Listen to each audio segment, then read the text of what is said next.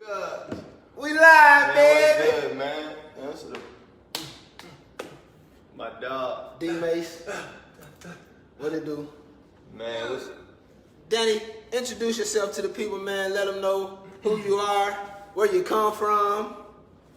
man? What's going on, y'all? I'm Danny Mason, man, from Louisville, Kentucky, born and raised. You know, the Texas made. Shout out to my boys in Dallas, man. The family out here in Texas, man. But you know, just being, bred in Louisville, Kentucky. You know, I just had the opportunity to just, learn about how important family is. And trusting in God, you know what I'm saying? But as far as who I am, I play professional football right now, currently for the Ottawa Red Blacks.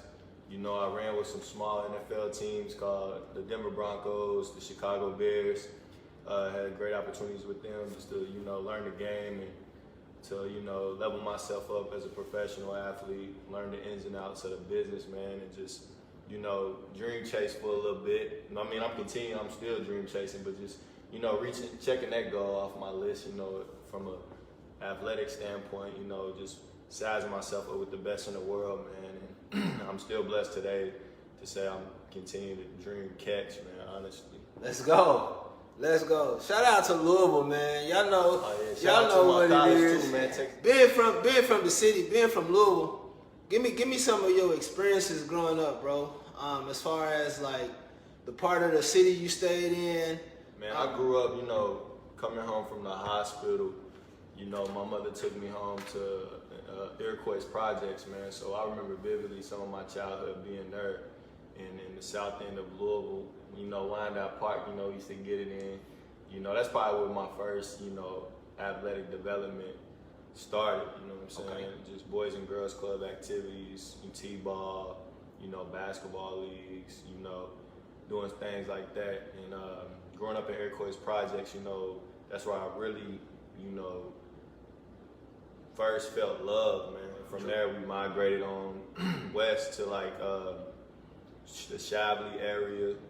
We stayed in Ramsey Court Apartments by Chablis Apartments, and then from there we moved to the West End, which was probably the beginning of the West End of a small neighborhood called Portland. Shout out to P-Town, my dog's still out there, you know what I'm saying? I love y'all, man. Think about y'all every day. Yeah. The Portland neighborhood, and just that's where I really took off, as far as just my development as a man, you know what I'm saying? Coming into my own, running around that neighborhood, seeing a lot, man. It was, Portland ain't, the ideal place in Louisville, you know what I'm saying? Some people, if you ask some people like I did the other day, my homegirl, shout out to Jariah, she's out here living in Dallas. She's from Louisville, man. Yeah. She left the nest, whatnot. But Shout out. we was having a conversation the other day with some homies on the rooftop, and I asked, I said, "What's your first thoughts when you hear my neighborhood of Portland?"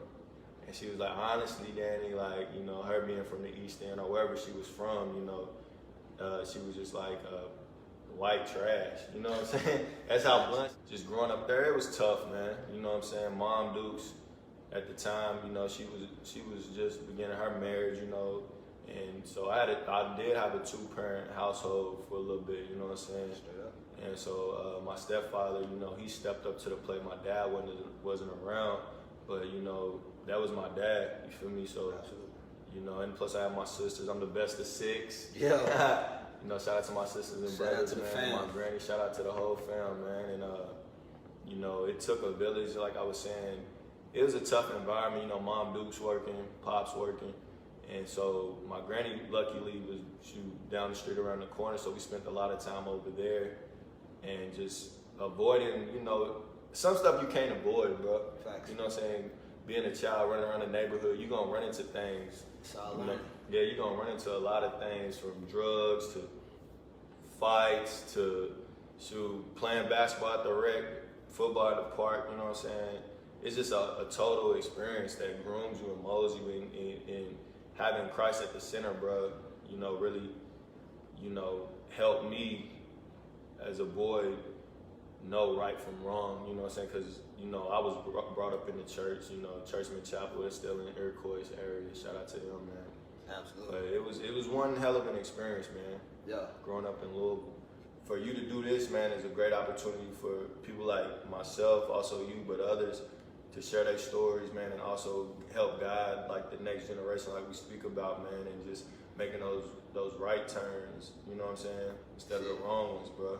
Real quick, role model wise, who would you consider your role models growing up? People you looked up to? Man, my mom, my grandmother, my sister Megan, Shatar, my cousin Eric, my uncle LeVar. You know, like I said, bro, it take a village, man, and there's not a name that goes left out. You know, like I said, the whole Shawnee staff, from J, Miss Cook, Miss Arisi, Coach Branchers, Coach Irv, Coach Pat. You know, I had a lot of role models, but you know, Muhammad Ali, man. Ooh. You know, he's from the city. Muhammad Ali's from Shout the out city. to Man. Ali. You know, World changer. yeah, like you can't grow up in Louisville without knowing, you know, the things he went through, the path he paved for us as African Americans, you know, even as athletes, you know what I'm saying, and just teaching us as youngsters that we do have a voice that can create change in the world and amongst each other, man. So Muhammad Ali was definitely one of them. Big facts. You know, Hey, there's a lot of heroes, man, a lot of role models out there, man. he just Silent inspiration too, man. Like my boy Ridge Wilson, he played at Central High School, man. shout out Ridge. I looked up to him a lot, even though we was the same age. You know, it was a silent motivator for me, man. Shout out to him. He's doing his thing in Louisville too, big business mogul. You know, Big facts. Twani Beckham. You know what I'm saying? My brother Mike, my brother Mario. You know, it's a village, man. Like, the list goes on. If I'm not forgetting anybody, I'm just putting them out there. You know, my boy Corey Jackson, Ty Hillary, Willie. Shout You know, out. I got a list, man. Silent inspiration.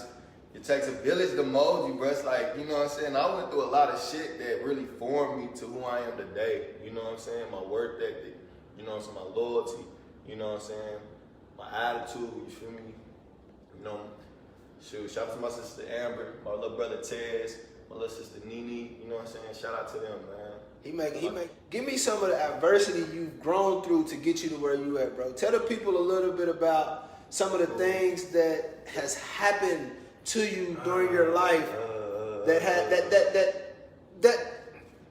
you could have stopped. Yeah, that you could have stopped. Man, that you could have given up on. I really could have stopped, man, in high school. Like, you know, like I said, growing up, I didn't grow up in that home. I grew up in a single parent home, but at the same time, it changed when my mom met her husband at the time. Shout out to Birds, man. And so it was two parents in the household, but you know, growing up in Portland, you know, it's a low poverty income community, you know what I'm saying?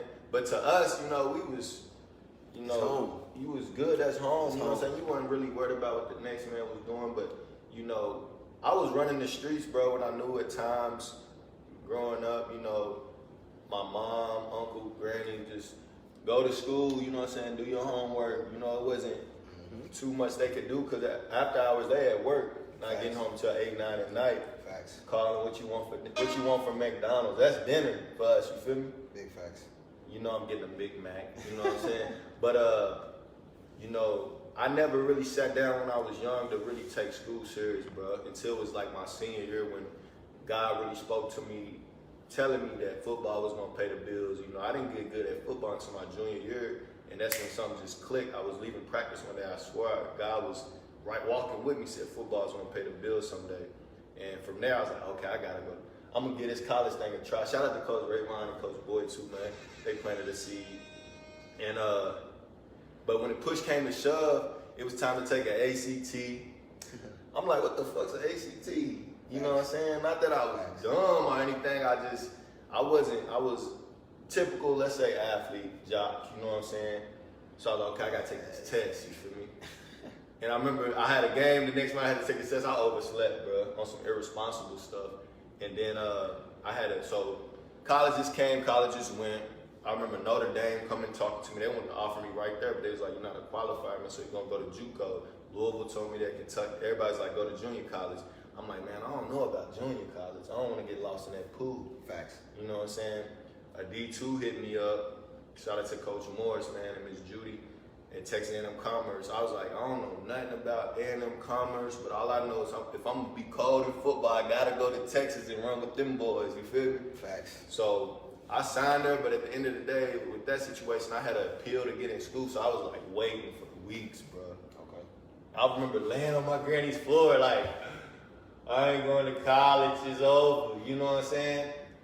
But my granny gave me some words of encouragement and wisdom.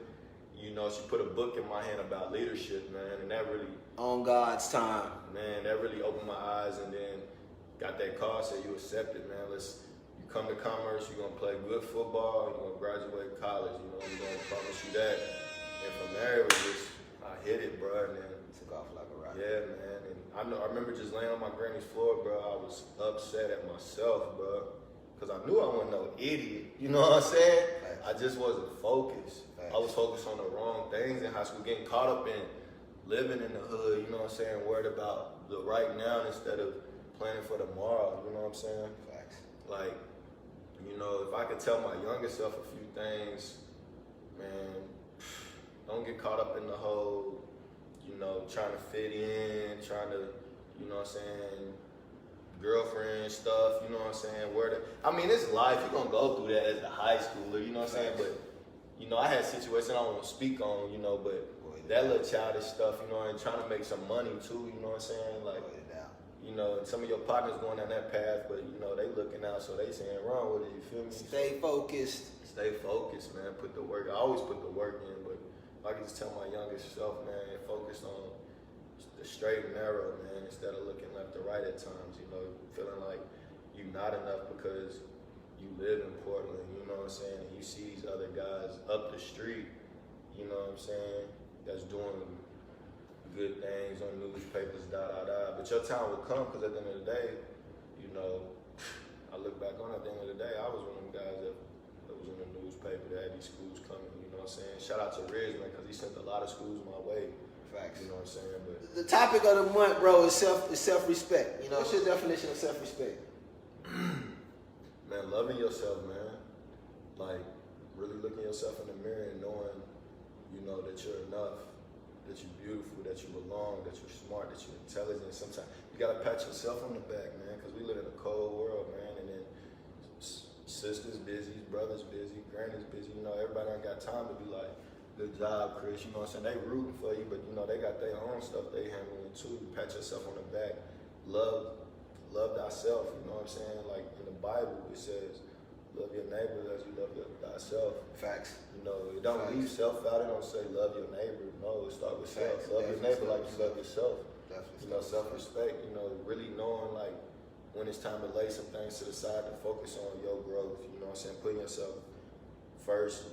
Learning to say no to certain things, you know what I'm saying? Like, just, man. Would you say that self-respect could hurt sometimes? Would you say self-respect is pain sometimes? Absolutely, man, because, like, self-respect comes with choosing discipline. Woohoo! You touched on it! Choosing sacrifice. Like, bro, I done sacrificed so much, you know what I'm saying, that I might not even reap the benefits today or tomorrow, or right now, brother. You know what I'm saying? What the homies say, 10 years be 10 days, you know what I'm saying? But like sometimes them seeds you plant, you know, ain't gonna sprout right away, you know what I'm saying? I'm reaping blessings from 2 years ago of things I did. And one of the biggest ones is just paying my tithes to the church. I know a lot of people don't believe in that, man, but for me, I'm just saying it was, you know, my formula, you know what I'm saying? Like, I'm reaping benefits off that, and I don't even know how, you know what I'm saying? Facts. Like, but I know God. It's all God. It's all God, bro. Like, it's all God. you know, Y'all gonna hear me talk a lot about the Chinese bamboo tree. And if y'all don't know nothing about the Chinese bamboo tree, y'all need to learn about the Chinese bamboo tree. I'm about to give y'all a little story on the Chinese bamboo tree. So that joint takes 5 years before you can start to see any type of growth or anything. You plant a seed and you gotta water and nourish that seed for 5 years before you see any type of, you know, growth. But once you see that growth, once you start to see that growth, that thing gonna blow through the roof, boy. That thing gonna blow. That's life, man. That's life.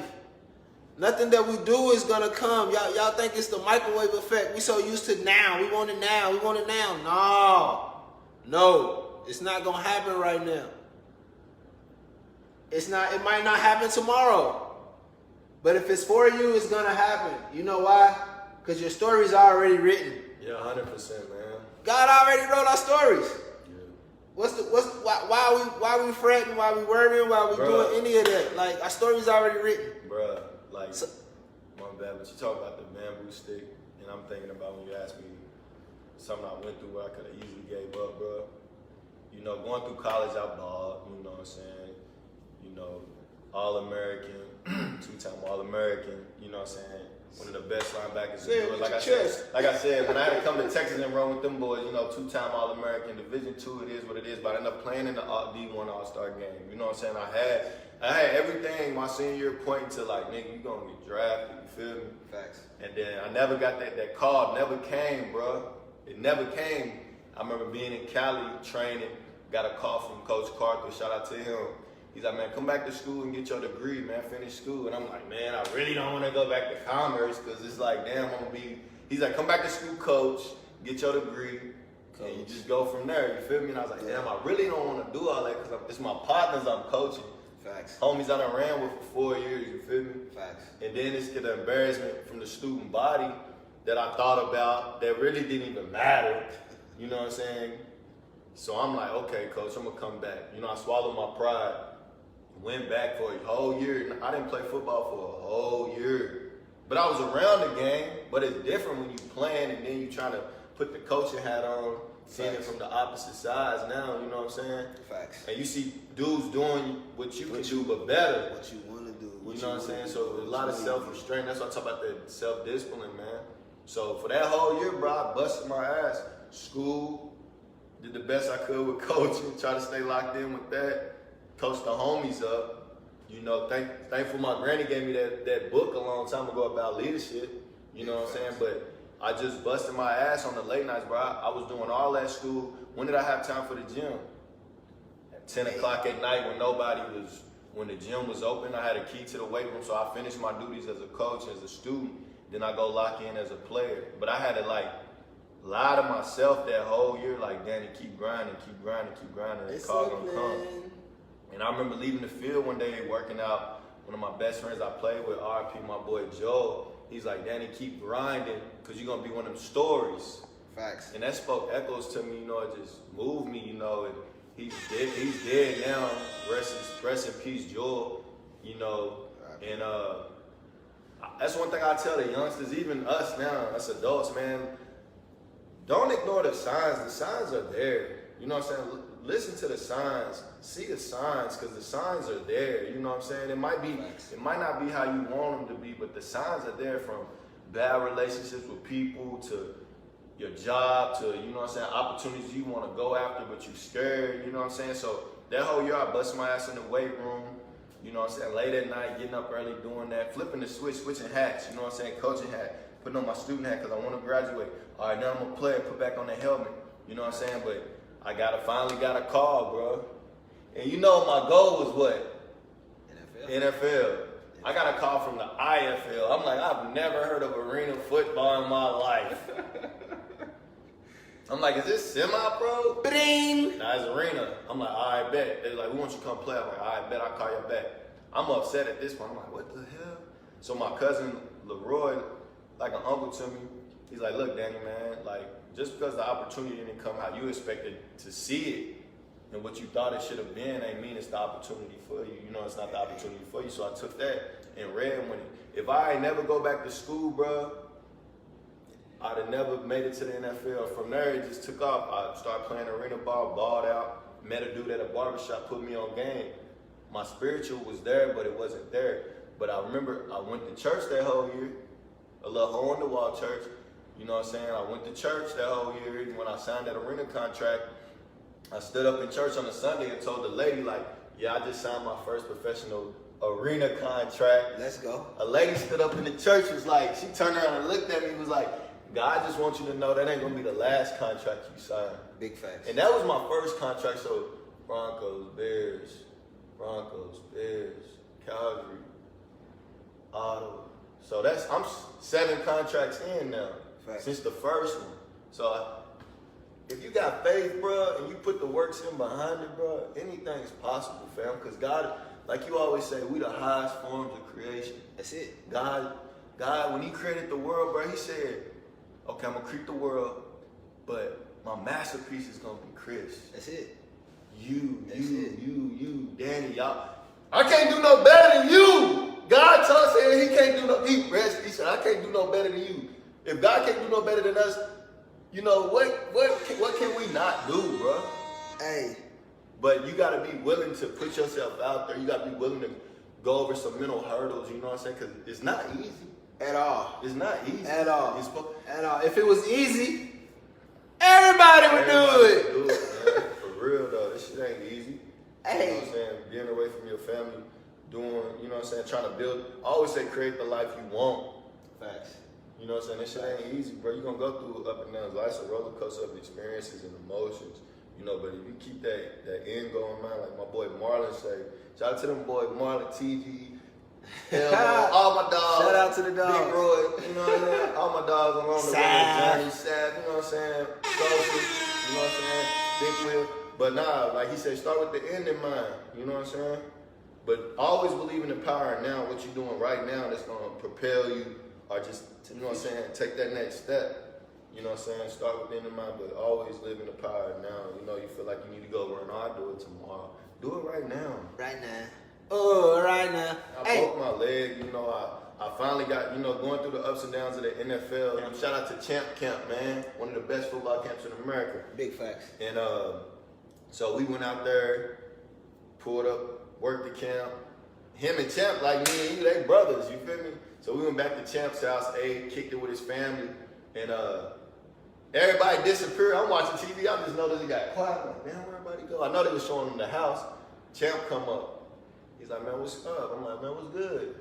He's like, man, so what's your story, man? What's going on? I was like, well, what you mean? He's like, well, football, bro. I was like, oh, you know, I ran into him. He's like, man, okay. He's like, I'm gonna keep in touch with you, man. Just keep grinding. I was like, all right, cool. Remember, we still in season too, so we playing. That was like, that's like March, bro. March, April, May. It's like May. And so from there, I went home, kicked it with family. It's Thanksgiving time now. That was in the spring, so it's Thanksgiving. I remember vividly sweeping my mom's floor. You know, family about to come over. We tidying up around the house to kick it for Thanksgiving. You know how we rock holidays. You know what we on the holidays back in Louisville. So I get a phone call. Champ like, what's up, man? I'm like, oh, what's good, Champ? He's like, man, you in shape? I said, of course. He's like, all right, I'm gonna hit you back. I said, all right, bet. Happy Thanksgiving, whatnot. Let's fast forward to December. I think he was with me. See who was with me? Chris was with me. We at the crib in Dallas. We just kicking it. My silly self left my phone in the car to charge because I done messed up my house charge. I don't know. I just left my phone in the car. I wasn't really worried about my phone. You know how we kicking it. Facts. We vibing. Somebody said, Daddy, go check your phone. Check your phone, boy. I said, I just want to check my phone. I had like 3 missed calls from Champ Kelly. I'm like, dang. So I said, I'm calling.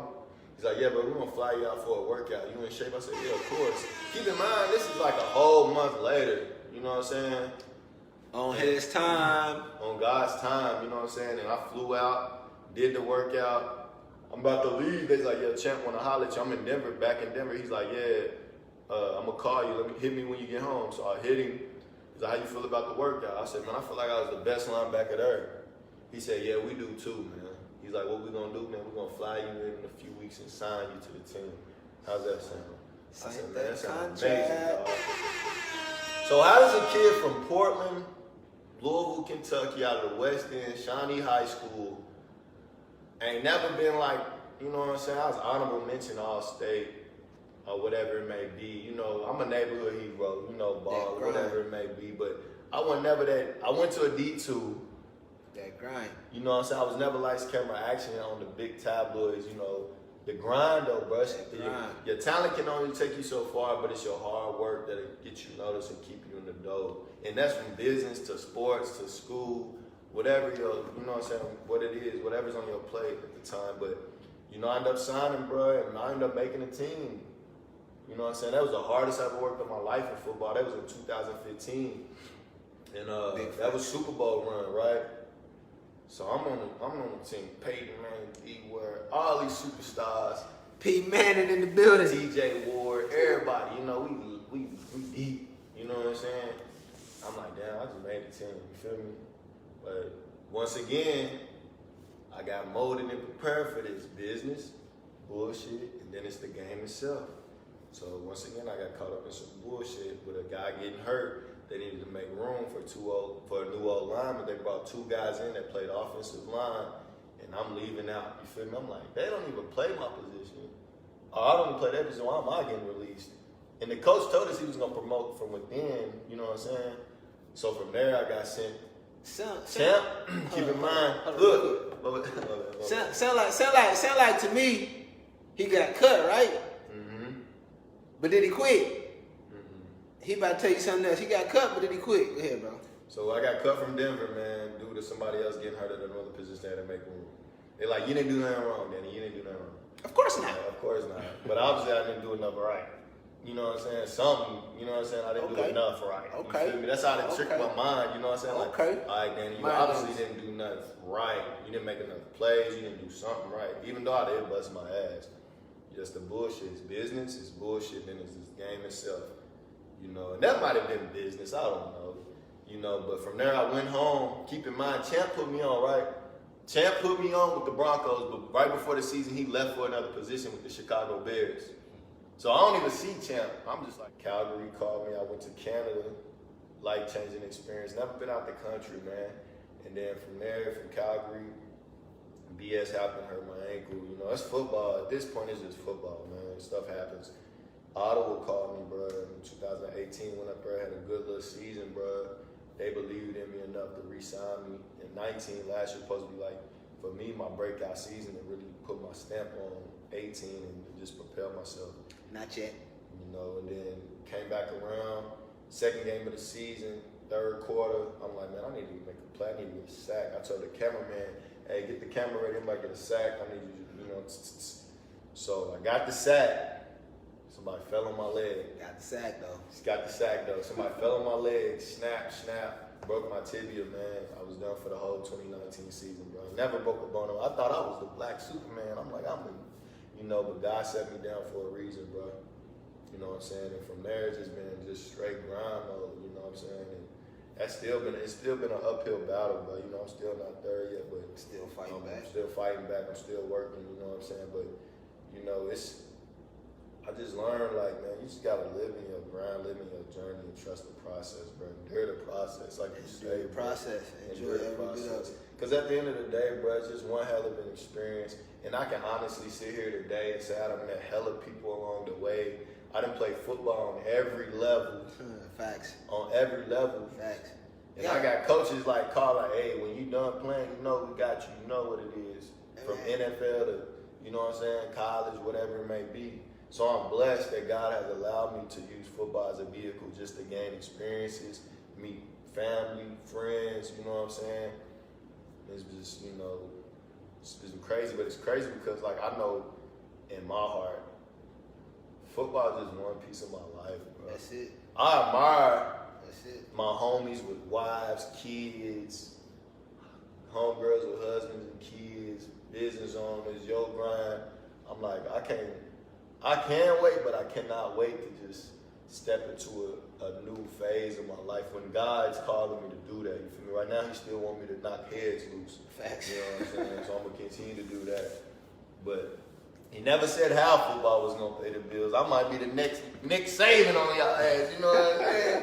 Who knows? Who knows? I'm just trusting in Jesus, man, to lead me, bro. And it's, you know, like I said, but I ain't letting this broken leg, this healed leg hold me back. You know what I'm saying? It's healing. But like I said, man, like, never give up. It's only over until you say it's over. Never give up. That's where I'm going. Man, say, this dude might be a mind reader. For real, he might be a mind reader. I might have him call a lady. You know, can't great think of her about name. magicians. Hey, but no, seriously though, that's my whole thing. Everybody that I chime in with, everybody that I bring on, everybody that I introduce y'all to, is gonna be somebody that pretty much never quit, man. At the end of the day, we all could have. We go through so much. We go through so much. We're gonna continue to go through so much. As long as we on this side of the dirt, we living. We good.